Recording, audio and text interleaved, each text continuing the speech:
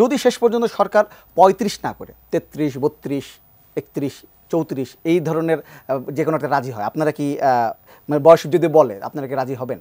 আসলে আমাদের আন্দোলনটা হচ্ছে চাকরিতে প্রবেশের বয়সীমা ৩৫ চাই আন্দোলন। তো আমরা এখানে যারা আন্দোলন করতেছি, সরকারের সর্বপ্রথম উচিত হবে যে কারা আন্দোলন করতেছে, আন্দোলনকারীদের এজ যে অ্যাভারেজ কত, যদি এজ অ্যাভারেজটা দেখে তখন একটা সিদ্ধান্ত যদি তারা নিতে যায়, তাহলে আমার মনে হয় যে ৩৫-এর নিচে তারা ডিজিট করবে না। কারণ আন্দোলনকে যদি শেষ করতে হয়, অর্থাৎ সহজ কথা বলতে গেলে ৩৫ আন্দোলনটা রাষ্ট্রের জন্য শুধু ক্ষতিকর না, যুব সমাজের জন্য একটা ক্ষতিকর আন্দোলন।